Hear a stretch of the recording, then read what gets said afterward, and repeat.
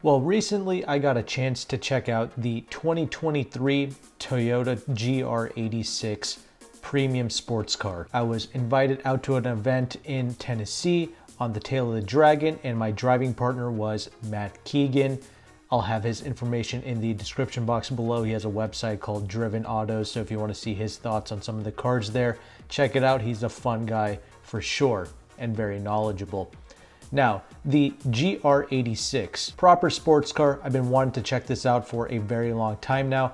The biggest highlight and difference between this new GR86 and the previous generation is the engine. We have here an updated 2.4 liter Boxer 4-cylinder engine, still naturally aspirated, producing 228 horsepower and 184 pounds-feet of torque. This engine is both direct and port injected, which is great. However, it has a higher compression ratio at 12.5 to 1, so you do have to use premium fuel. Now, the model that I tested was the automatic. You have an option of getting a 6-speed manual or a 6-speed automatic. Of course, most people want the manual. I want to personally try the manual, but it's okay. I'm glad I got this experience regardless.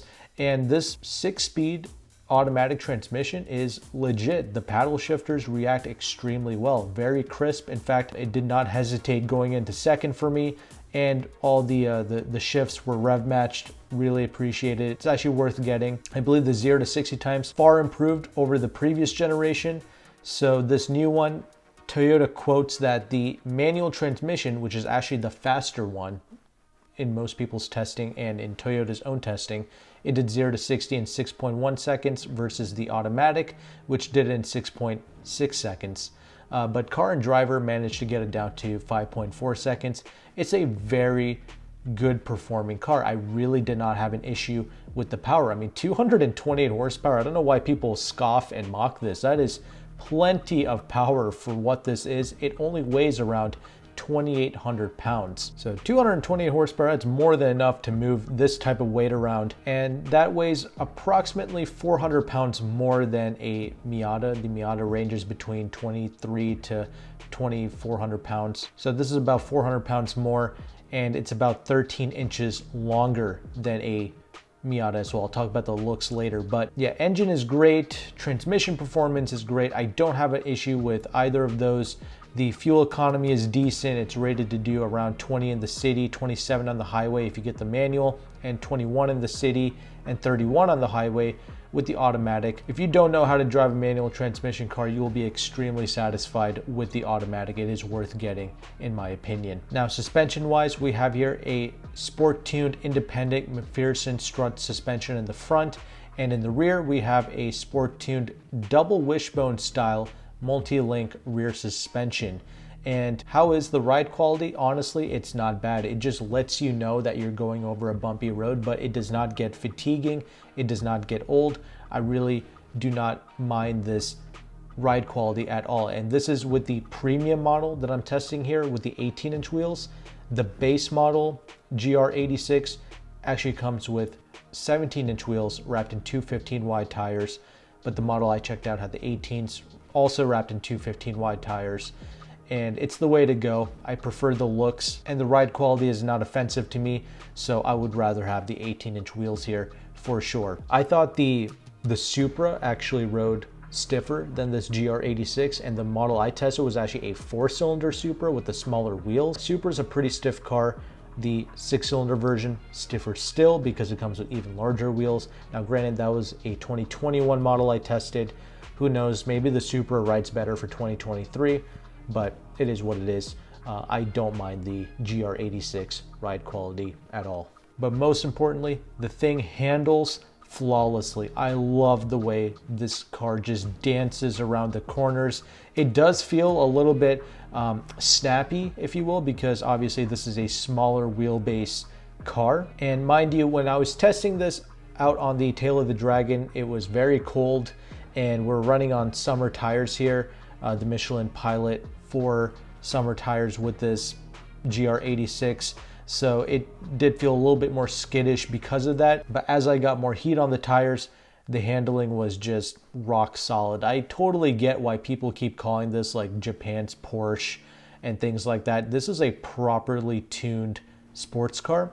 The steering is another massive highlight with this. We do have an electric power steering rack here, but it's tuned so well. It's got the perfect weight. It actually has some heft to it, almost like a hydraulic steering rack. It doesn't quite have the same level of communication as a hydraulic rack, but this is pretty damn close. I really like this. Very precise. It's got a pretty low coefficient of drag at 0.276. And the ground clearance is also pretty good at 5.1 inches. You can totally daily drive this and not fear scraping this over a bump. The highlight here is the proper, crisp driving dynamics. Decent, very decent ride quality that is not fatiguing. And of course, the more powerful engine, which I forgot to mention this as well. Another huge change between this engine and the previous generation model is the fact that they have tuned the torque to come on way earlier. Okay, in the previous generation 86, the peak torque came in at like 6,600 RPM, whereas in this new GR86, peak torque comes in at 3,700 RPMs. Huge difference. And that's one of the reasons why this is a much better daily driver. It doesn't feel like a dog at all. It feels quick, it feels nimble, precise. I appreciate it. Now, expect there to be some more road noise and wind noise. That's to be expected. This is not trying to mimic a luxury car experience at all. You feel very connected to the road. It's still, obviously it's not offensive to me. I would, if I were you, I would ditch the summer tires. They're good tires, but I would still ditch them. I think all seasons are totally fine with this car. I would get the most high performance all season tire, and that way you don't have to worry about constantly putting heat in the tires, because driving on a street, if that's what you're doing with this, you don't need summer tires. Just keeping it real. Either the most aggressive Continental all season or the most aggressive Michelin all season. You should be good to go with that. So if you go with an all season, it could be a little bit quieter still. And of course, this car does come with a Torsen limited slip differential. These are my quick driving thoughts with this car. Now let's talk about the exterior of this car, because that's another huge highlight for me with the new GR86. This thing looks so damn awesome. I love that ducktail spoiler in the back, and then you combine it with the cool black 18-inch wheels. It just completes the look, and that's another reason why I recommend getting the premium for sure. But leave your thoughts in the comment section regarding the looks of this car. I just like the fact that it doesn't look completely juvenile like the Miata. That's probably the biggest problem most people have with the Miata, is the way that thing looks. I know people love having a small itty-bitty sports car, but this one is just a better looking car than the Miata, in my personal opinion, and way better looking than the previous generation of the 86. I should also mention the Subaru version of this car. I have not driven it. However, I've heard that that is a slightly softer feeling vehicle out on the street compared to this GR86. Not sure if that's true or not. That's just what I've heard, but they look pretty much identical. I would still go with the Toyota version because the GR badge just looks cooler. And if that's true, if this is the sportier model, then this is what I want. It's sports car, of course. Car starts at $27,900 for the base model with the 17-inch wheels, but the premium costs $30,500, and it's around $32,000 with Destination, and that's fine. This car is worth that money. I would pay that, and this is a much better purchase in my opinion than buying some old decrepit 300-year-old Porsche with like 200,000 miles on it. This is a much better buy in my opinion. It's brand new with the warranty, should be reliable. Yeah, this is my pick for sure over some old saggy Porsche. You know how people do, right? For their first sports car, they don't care if they buy a Porsche sandal. They just want that Porsche badge on there. But this is mimicking and really achieving that Porsche-esque feel, honestly. I'm not exaggerating about that. Now let's go ahead and let's talk about this interior space. So the interior, it doesn't feel completely Spartan or like a tin can or like garbage. It feels pretty nice, especially with the premium model. I love the seats with the premium model. It's like this leather plus Alcantara type material. Really keeps you in place when you drive this car, and when you're cornering hard in it, it really does a great job. And very comfortable, should be non-fatiguing. The interior space is actually identical to like a Miata, so If you're like 6'2", you might want to watch out, because that's kind of the cap with the Miata. I feel like that's going to be the same thing with this GR86 as well.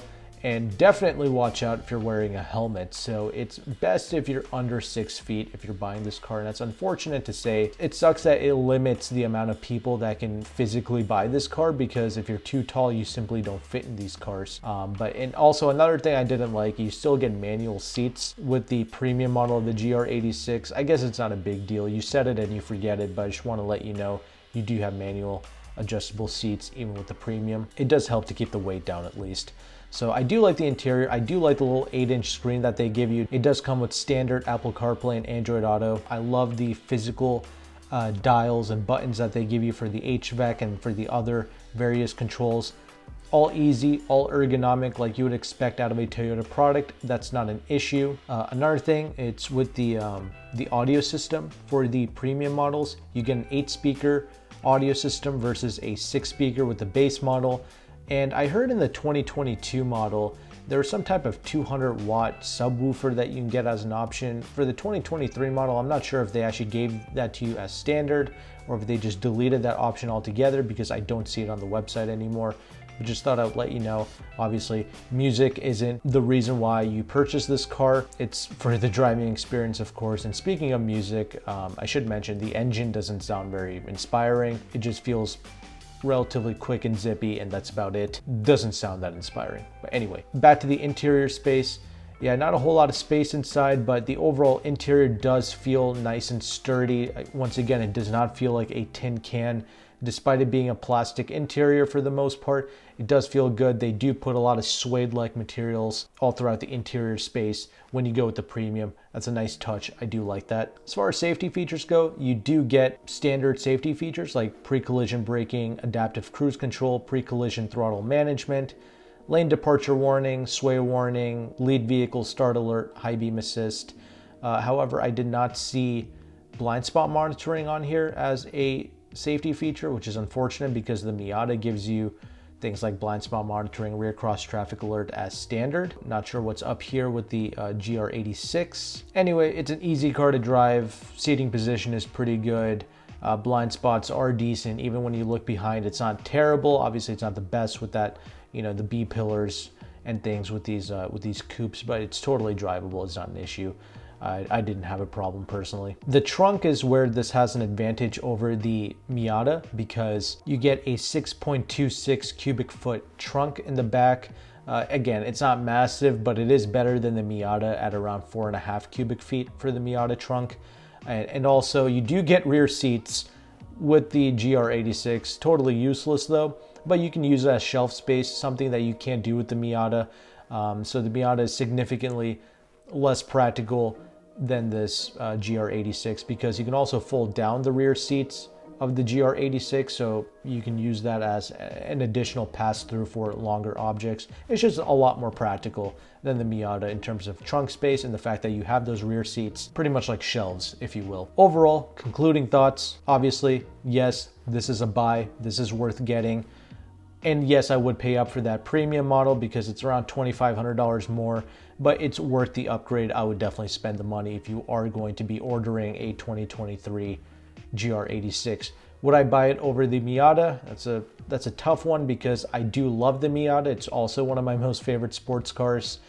I would say the biggest difference between these two, outside of size and practicality, is when you drive the Miata, that 4-cylinder engine has significantly more character. I think it sounds a lot better than this GR86 boxer 4-cylinder engine. I think that's one of the biggest differences between these two cars. Speed is irrelevant. I feel like they're almost identical actually. Even though the Miata makes significantly less horsepower, it feels also pretty quick in my opinion. Similar to this. This is probably quicker if you line them up, but just want to let you know. They both dance around corners really well. I guess technically the GR86 would be the more solid, stiff car because this is a traditional coupe, unlike the Miata, which is a convertible, open top experience. Just kind of depends on what you want, but I do think the GR86 is a better value proposition because fully loaded with destination, we're talking 32 grand for the GR. versus a Miata. When you get that thing fully loaded, we're talking 40 grand, especially when we go with that RF hardtop. So a base model is pretty much the equivalent to like a fully loaded GR86. Granted, Mazda does give you some decent stuff like that blind spot monitoring, rear cross traffic alert as standard with the 2023 Miata. But once again, that is a base model. Some people don't like the look of that either.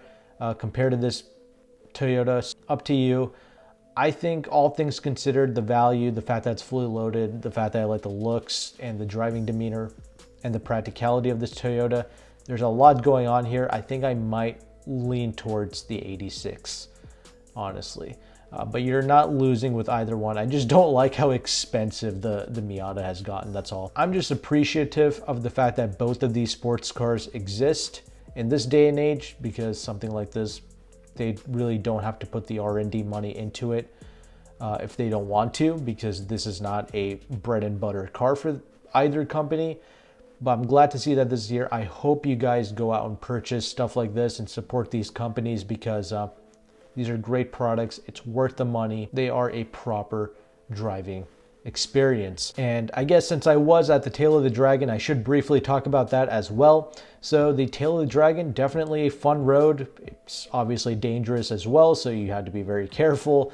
But yes, it is a pretty cool road. Granted, I can still have a ton of fun at my local back roads for sure, but I'm grateful for the experience. I'm grateful that I was able to drive on this road in this amazing sports car. I also drove a Alfa Romeo Stelvio on the Tail of the Dragon as well.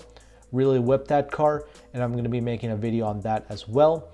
And the other two cars I drove was the Nissan Altima SR and the Nissan Pathfinder. Neither of these cars were driven on the Tail of the Dragon. There was another road called the Foothills. That's where we drove the regular cars, if you will. It was just a great event. I'm just grateful for all the people that I met, especially Matt Keegan, who was my my driving partner. Really fun person. I'm going to leave all this information as well as the other individuals I met.